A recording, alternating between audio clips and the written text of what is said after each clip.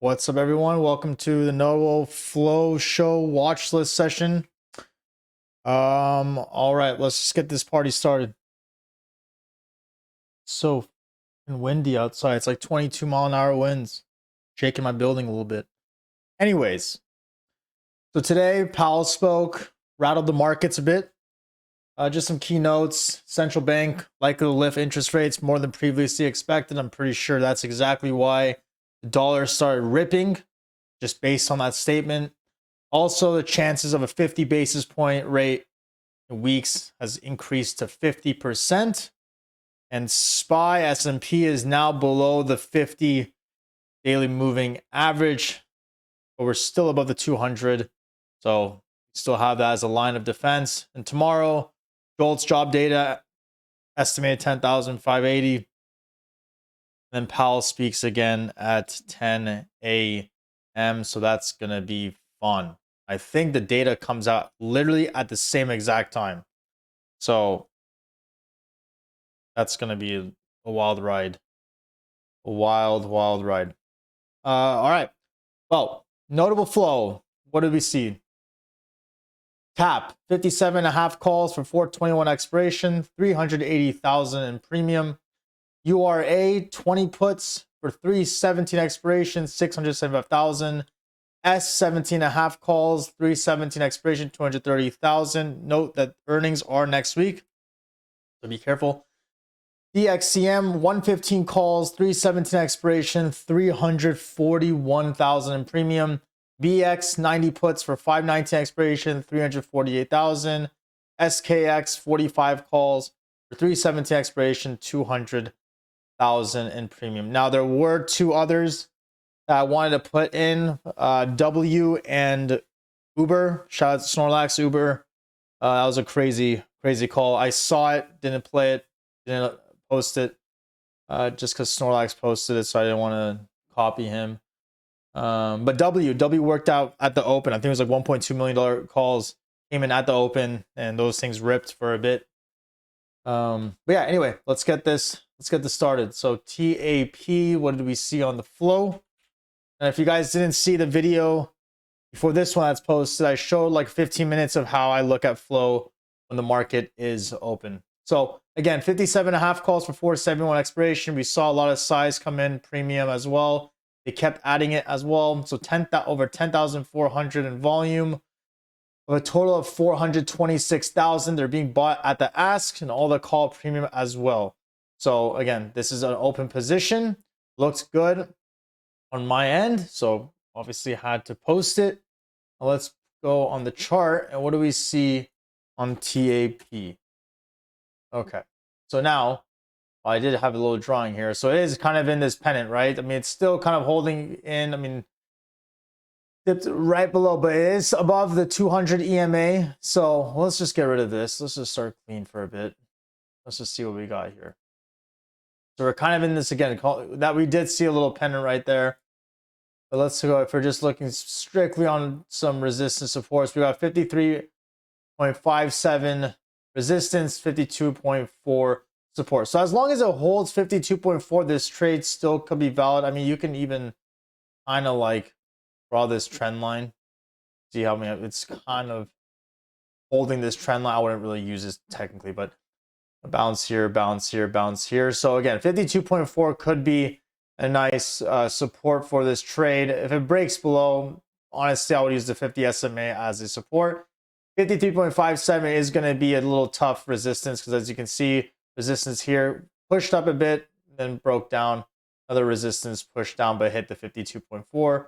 Resistance. Now we're back here. So 53.7 is going to be key. Dividends out the way, earnings out the way. So someone is betting that this stock will actually go almost $5 by April 21st. So again, good size, good premium, good volume. It'll be a great trade. We'll find out.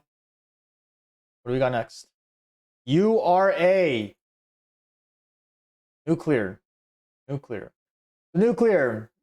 URA. 20 puts getting swept in one session. Not session. Like one order, basically. Auto orders. Size coming in. and a floor trip 12,000, 540,000 came in. A total of 700,000, 16,000 in volume at the ask, all put premium. Excuse me. All put premium. This catches my eye, right? Opening position, right? So again, a lot of them swept. That catches my eye. I like this. I like it. Now we go in the chart. URA.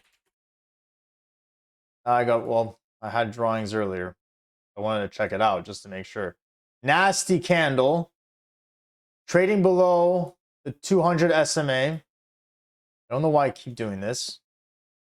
The 200 SMA. So we do have the lows of 20.09. Right? If it breaks the lows of 20.09, well, we got all this area to fill. Right? So we can see that there was a bounce here around 19.68. That could be a nice little small support. So there's a bounce here, a little bounce, bounce. 19.68, I guess we can just do that as a first target. We can even change this color to, let's say, purple. All right, so 19.68.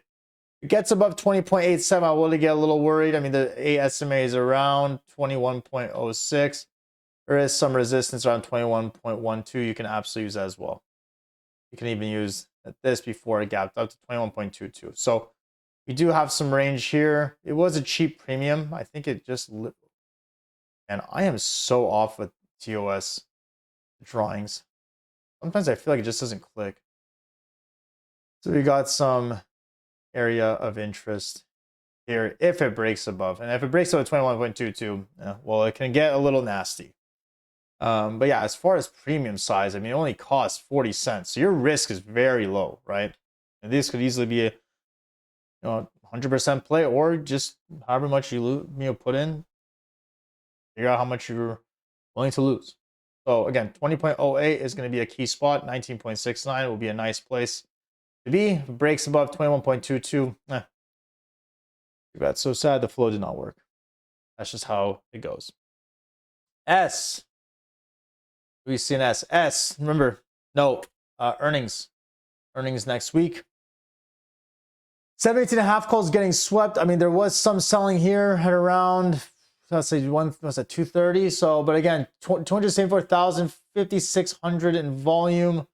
I think, so let's see, total 2,200, 2,000, 4,000. Yeah, so it did sell some 2,000 here.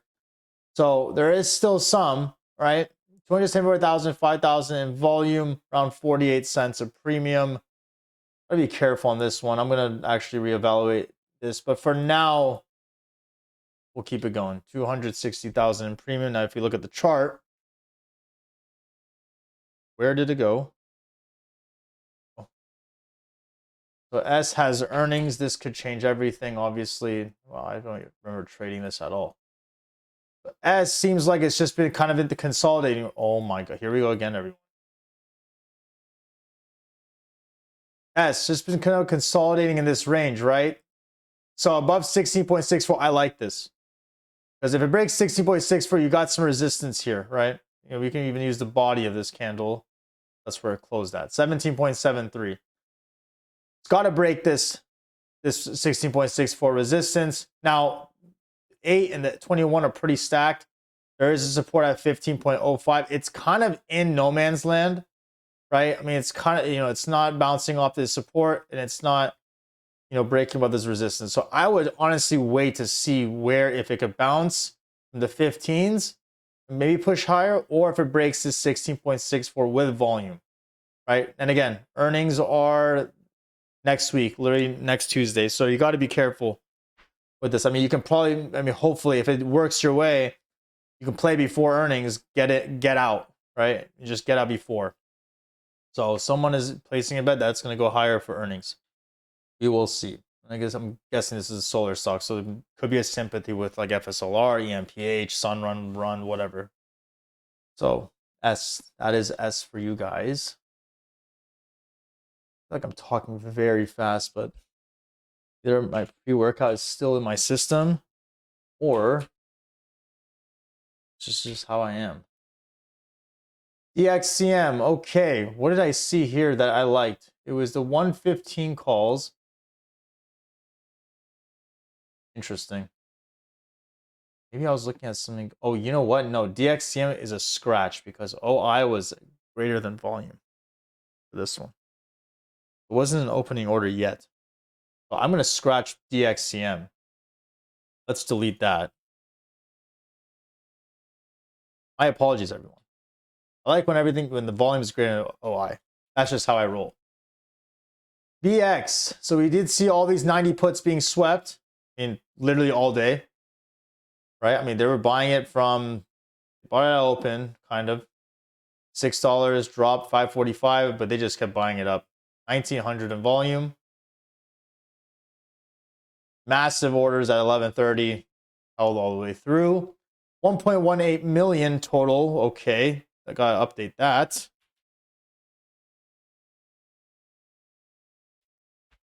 $1,900 in volume. So this looks really good. So BX. Oh my lord. I just have everything. So again, kind of in this consolidation as well, right? So testing a pretty big support. I mean, it is the projected 92.09, 89.34 is your spot, right? It's been consolidating in this area for a bit. Now it's trading below the 21, the 200, the 8.